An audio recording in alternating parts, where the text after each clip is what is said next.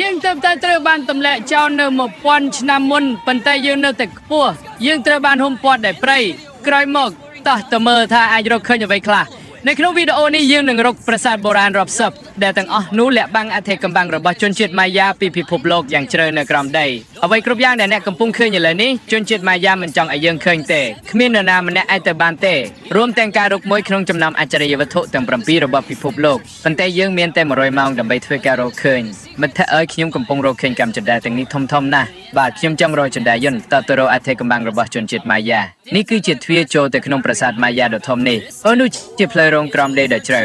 បងតមុនគេនោះហើយជាមូលហេតុដែលខ្ញុំឲ្យគាត់តមុនគេប្រាសាទនេះមានអាយុកាលជាង2000ឆ្នាំនេះពិតជាឈ្គួតណាស់យើងកំពុងស្ថិតនៅក្នុងប្រាសាទបុរាណនៅលើនេះតែយើងកំពុងទៅណាអូព្រះអើយអូវ៉ារឿងដំបូងដែលអ្នកឃើញនៅក្នុងប្រាសាទនេះគឺរូបសំណាកដ៏ធំនេះដែលគេសន្មតថាជាព្រះពោធិ៍នៅខាងក្នុងមាត់សត្វវិសាគវ៉ានេះពិតជាស្រស់ស្អាតណាស់ព្រះអើយខ្ញុំនឹងប្រាប់អ្នកពីអ្វីដែលខ្ញុំគិតថាវាមានន័យហើយអ្នកប្រាប់ខ្ញុំថាតើវាមានន័យយ៉ាងម៉េចយល់ទេនេះគឺជាដៃនេះគឺជាការអធិដ្ឋាននោះគឺជាបង្គន់យល់ទេត្រូវហើយយល់ទេនោះ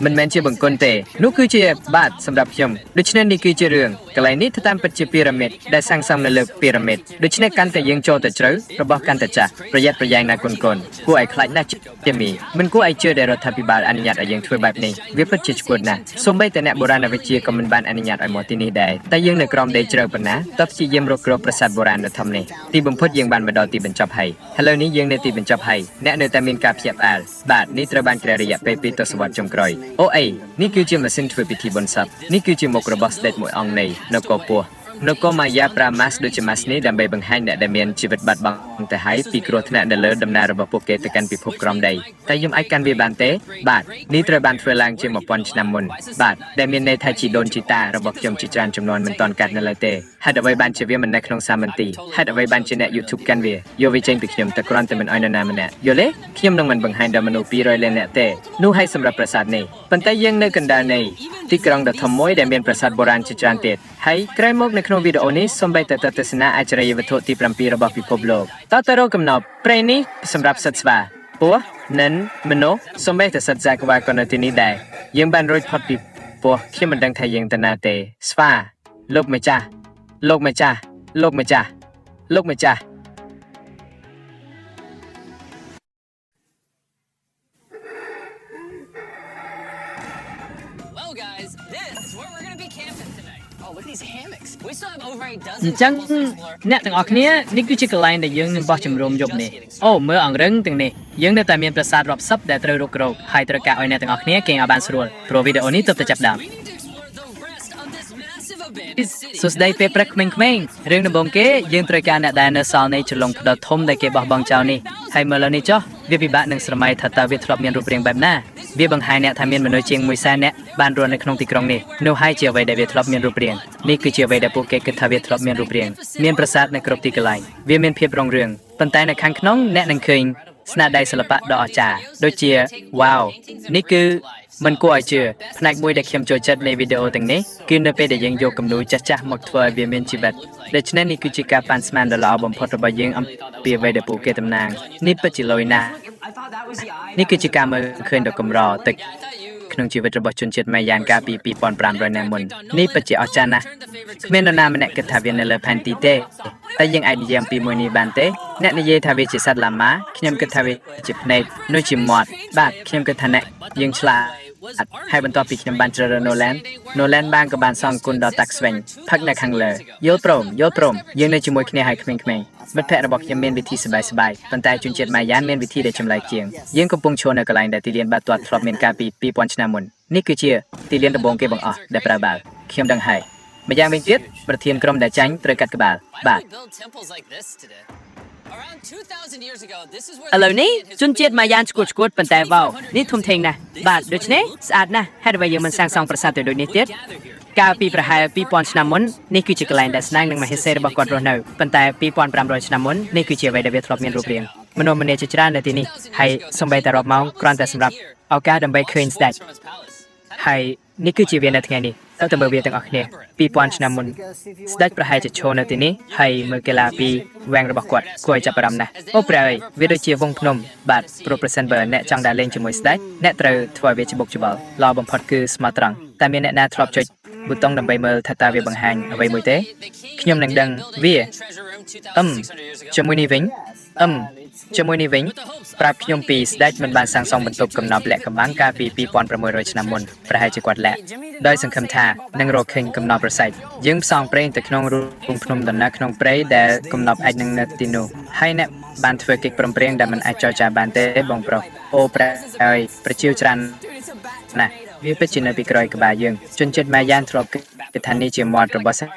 វចម្លែកមើលពីលើយើងឥឡូវនេះយើងត្រូវបានភូមិព័ទ្ធដោយប្រជា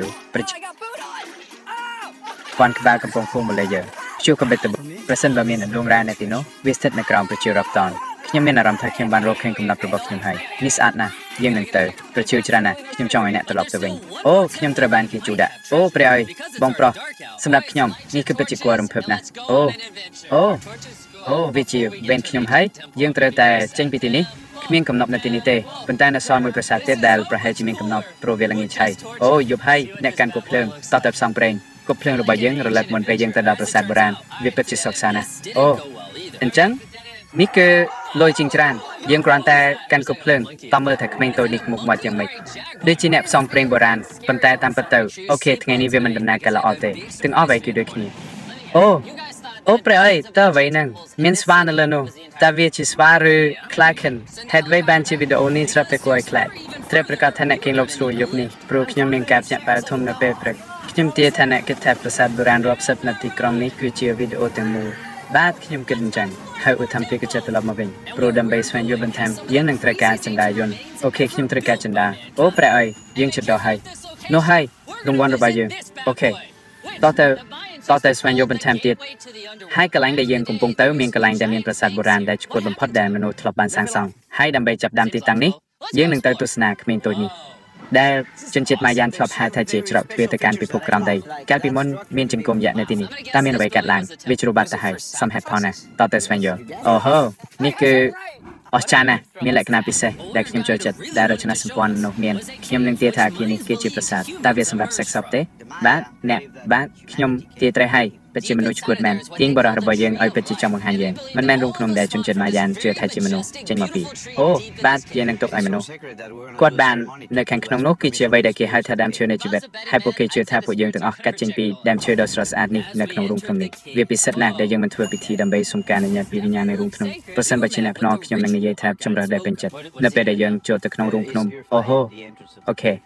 នេះពិតជាមើលទៅពិសិដ្ឋណាស់យើងត្រូវជួបនឹងពិធីសាសនាមកពុទ្ធិស្ការរបស់យើងនិយាយតើគាត់កំពុងធ្វើអ្វីឥឡូវនេះគាត់កំពុងមិនសុទ្ធច្រកចូលនៅរូងភ្នំហើយនៅទីនេះដែលយើងនឹងសុំការអនុញ្ញាតពីព្រះតាមពិតទៅខ្ញុំមិនបារម្ភតទៅសោះប៉ុន្តែនៅកន្លែងដែលព្រះពិតជាហៀបនឹងឲ្យនៅឡើងចូលទៅក្នុងទីកន្លែងដ៏ពិសិដ្ឋនេះខ្ញុំសង្ឃឹមថាពួកគេទទួលយកខ្ញុំគឺជាល្អណាស់អញ្ចឹងនៅខាងយើងបានចាប់ផ្ដើមដើមឈើនៃជីវិតប៉ុន្តែយើងកាន់តែចូលទៅក្នុងរោងជ្រៅបណ្ណាក៏កាន់តែក្តៅវាគ្រាន់តែកាន់តែក្តៅនៅក្នុងរោងនេះ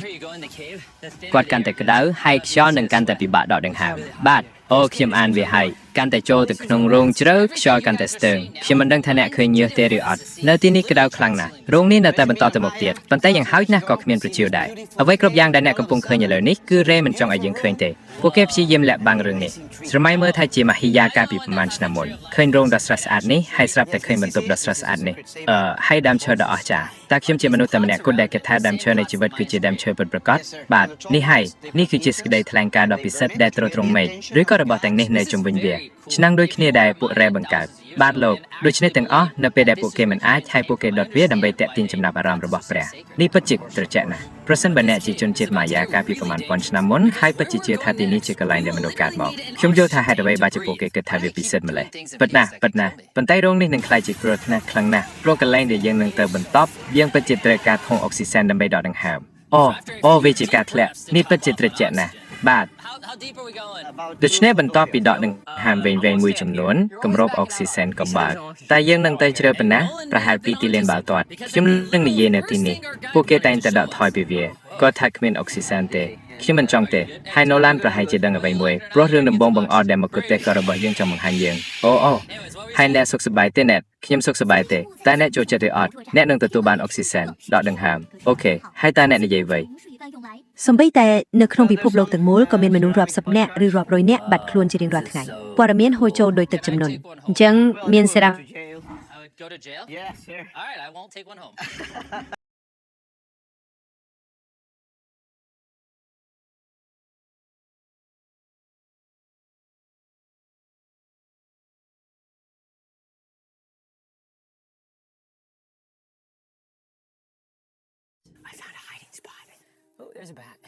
ខ្ញុំរកឃើញកន្លែងលាក់ខ្លួនព្រោះអានឹងខ្ញុំយកក្បាលអ្នកចេញពីអុកស៊ីសែននេះវាពិតជាកាន់តែជ្រៅហើយនេះយកទៅនេះវាចាប់ផ្ដើមកាន់តែក្រាស់ប៉ុន្តែនៅពេលដែលយើងខិតជិតដល់ទីបញ្ចប់យើងក៏បានប្រឈមមុខនឹងមេចុងក្រោយនៃផ្លូវរងក្រមដីនេះឃើញអានឹងទេវាមិនមែនអញ្ចឹងទេអ្នកត្រូវតែនៅពីក្រោយនេះគឺជាពីមពីងធំជាងគេនៅលើពិភពលោកអរព្រះហើយតែពួកម៉ាយ៉ានឲ្យអ្វីដ៏សិតល្អិតនៅទីនេះហេតុអ្វីបានជាអ្នកគិតថាពីមពីងធំជាងគេនៅលើពិភពលោកនៅចុងផ្លូវរងក្រមដីសម្ងាត់នៅកន្លែងដែលពិសិដ្ឋបំផុតរបស់ពួកម៉ាយ៉ានកំពុងការពារអ្វីមួយតែអ្នកគិតអញ្ចឹងខ្ញុំគិតអញ្ចឹងដូច្នេះជំនួសឲ្យការប្រយុទ្ធជាមួយមេចុងក្រោយយើងក៏បានចាក់ចេញពីផ្លូវរងក្រមដីសម្ងាត់រក្សាអបិកម្មរបស់វាអរព្រះអើយនោះគឺគួរឲ្យខ្លាចណាស់ខ្ញុំស្ទើរតែបោះធុងអុកស៊ីសែនចំមុខអ្នកហើយបន្ទាប់ពីរត់គេចខ្លួនរួចជីវិតយើងក៏អស់កម្លាំងដូច្នេះយើងក៏ទៅជំរុំថ្មីរបស់យើងដើម្បីសម្រាកព្រោះមិនត្រឹមតែយើងត្រូវការធម្មពលសម្រាប់សប្តាហ៍ទី7នៃពិភពលោកប៉ុន្តែថ្ងៃទី4ខ្ញុំចង់ដឹងថាតើពួកម៉ាយ៉ានធ្វើអ្វីខ្លះដើម្បីកំសាន្តចាប់ផ្ដើមជាមួយហែមជាគ្រប់ដំបូងគេដែលប្របាល់កាលពីជាង3000ឆ្នាំមុនពួកម៉ាយ៉ានបានបង្កើតហែមរុនដៅដែលអ្នករកពិន្ទុដោយបាញ់បាល់តាមរុនតូចមួយដូចជាបាល់បោះអញ្ចឹងតែអ្នកមិនអាចប្រោដៃឬជើងរបស់អ្នកបានទេប៉ុន្តែចាំអ្វីដែលយើងបាននិយាយតាំងពីថ្ងៃទី2មកថាក្រុមចាញ់នឹងត្រូវកាត់ក្បាលនឹង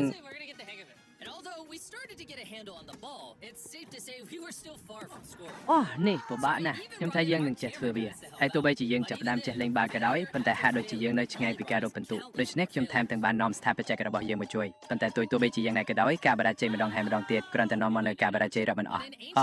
ព្រះអើយយើងប្រហែលជាមិនអាចរកពិន្ទុបានទេប៉ុន្តែនៅពេលខ្លះការបោះបង់មានន័យថាការបាត់បង់ជីវិតពិតប្រាកដប៉ុន្តែអ្នកត្រូវតែក្រោកឈរឡើងហើយដូច្នេះការបរាជ័យម្ដងហើយម្ដងទៀតនៅតែបន្តរហូតដល់អូព្រះអើយដូច្នេះហើយបន្ទាប់ពីមួយថ្ងៃដែលយូរនៃរឿងនេះកីឡាដ៏សាហាវនេះអ្នកលេងនៅរស់ប្រហែលជាបានអបអរសាទរដល់ចុះទៅផ្លូវរងក្រមដីដើម្បីងូតទឹកក្នុងអាងធម្មជាតិហើយខណៈដែលខ្ញុំមិនកាត់ក្បាលនរណាម្នាក់ទេណូឡានបានបាត់បង់រណ្ដៅទឹកប្រាប់អ្នកថាវាស្រស់ស្រាយណាស់អូយសោះ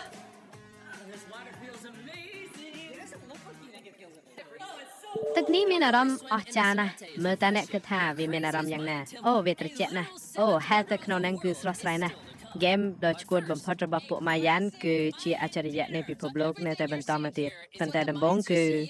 ហេមម៉ាយ៉ានបុរាណសម្រាប់អាហារពេលល្ងាចដូច្នេះអ្វីគ្រប់យ៉ាងដែលអ្នកឃើញនៅទីនេះគឺជារបស់ដែលពួកម៉ៃធ្លាប់ញ៉ាំកាលពីជាង1000ឆ្នាំមុនដោយដែលអ្នកបានលើនៅក្នុងវីដេអូនេះពួកគេគ្រប់ប្រពោតអ្នកដឹងទេពោតគឺជាគ្រឿងផ្សំសំខាន់ក្នុងនំទុតិយាអ្នកណាដែលធ្លាប់ញ៉ាំក្នុងនេះតែពួកម៉ាយ៉ានបង្កើតតាកូសេដូច្នេះម្ហូបចុងក្រោយរបស់យើងគឺចូលចិត្តតាកូសម៉ាយ៉ានហើយជាប៉ុណ្ណាយប់នេះយើងមានបង្អែមម៉ាយ៉ានពិសេសគឺពិធីបុណ្យស្វ័យបើខាប់ចាំបន្តិច Brandon គឺជាបង្អែមម៉ាយ៉ានកុំសួរអីគឺវាជាបង្អែមដូចនេះហើយគាត់គឺជាស្ដេចទីផ្សារបងប្រុសមើលថាតើមានបើសណ្ដែកប្រមាណនៅក្នុងនោះគួរឲ្យសោកស្ដាយទេមនុស្សនៅលើផែនដីនេះតែអ្នកណាដែលមិនទាន់បានទទួលពរពីបើខាប់ពិធីបុណ្យថ្មីដូច្នេះប្រសិនបើអ្នកប្រភពប្រកបដោយសិលធម៌នៃអាហារសម្រន់ដ៏ឈ្ងុយឆ្ងាញ់ត្រូវប្រកាសថាអ្នកជ្រើសរើសពិធីបុណ្យវាឆ្ងាញ់ណាស់គឺជារបស់សម្រន់តែមួយនៅលើភពផែនដីប៉ុន្តែយើងនឹងគេខ្ញុំចង់ប្រាប់អ្នកទាំងអស់គ្នាថាខ្ញុំកំពុងចែក500បន្តែដល់មនុស្ស10នាក់ដែលជា View Channel មិនមែនលេងទេថ្ងៃកំណត់ខ្ញុំចិត្តមកដល់ហើយដូច្នេះសូមអបអរសាទរមនុស្ស10នាក់ដែលជា View Channel នឹងឈ្នះ 50,000 ម្នាក់អ្នកសូមអរគុណ Jack Links ដែលជាសេកូគ្រីមដ៏ល្អបំផុតកាដូថ្ងៃកំណត់ដ៏អស្ចារ្យដល់ហើយជួបគ្នាអ្នកទាំងអស់គ្នានៅអច្ឆរិយៈទាំងពីររបស់ពិភពលោកហើយជាមួយនឹងម៉ោងចុងក្រោយនៃដំណើរកំសាន្តរបស់យើងនៅទីនេះវាជាពេលវេលាដែលពោពេញទៅដោយការចងចាំអច្ឆរិយៈទាំងពីររបស់ពិភពលោកប្រាសាទគូគុលកានបងប្រុសនេះគឺពិតជាអស្ចារ្យណាស់ខ្ញុំបញ្ជាក់ថាយើងនៅទីនេះពិតមែនគូគុលកានគឺជាអច្ឆរិយៈមួយក្នុងចំណោមអច្ឆរិយៈទាំងពីរដោយសារតែទំហំដ៏ធំរបស់វាប៉ុន្តែគួរចម្លែកដែរគឺដោយសារតែរបៀបដែលឥឡូវនេះជនជាតិម៉ាយ៉ានបានសាងសង់វាឡើងតាមរបៀបដែល ឯនៅពីមុខវាអ្នកនឹងលឺអ្វីដែលស្ដាប់ទៅដូចជា laser ត្រឡប់មកវិញមកអ្នក At the top of this pyramid is a temple so sacred to the locals. ធ្វើឲ្យប៉ុន្តែយើងពិតជាមកទីនេះដើម្បីកំពូលនៃពីរ៉ាមីតនេះគឺជាប្រាសាទដ៏ស័ក្តិសិទ្ធិសម្រាប់អ្នកស្រុកដែលគ្មាននរណាម្នាក់ត្រូវបានអនុញ្ញាតឲ្យឡើងទៅទីនោះទេមានសំណួរថាតើអត្តកម្បាំងរបស់ម៉ាយ៉ានស្ថិតនៅក្នុងបន្ទប់បុរាណនោះដោយការគោរពចំពោះវប្បធម៌នៃមនុស្សទាំងអស់ដែលចាត់ទុកវាជារបស់ស័ក្តិសិទ្ធិយើងមិនប៉ះពាល់ប្រាសាទនោះទេខតរនឡើងដើម្បីមើលថាតើមានអ្វីនៅក្នុងបន្ទប់សម្ងាត់នោះអ្នករួចរាល់ហើយឬណានោះពិតជាអស្ចារ្យណាស់ព្រះវឿនអូព្រះតោះមើលតើមានអ្វីនៅក្នុងបន្ទប់នេះចាំបន្តិច 500 years ago, the Er, Spanish came here and they yeah? took out of the stuffs inside. But before everything was sadly stolen, this is what historians believe the seventh wonder of the world looked like.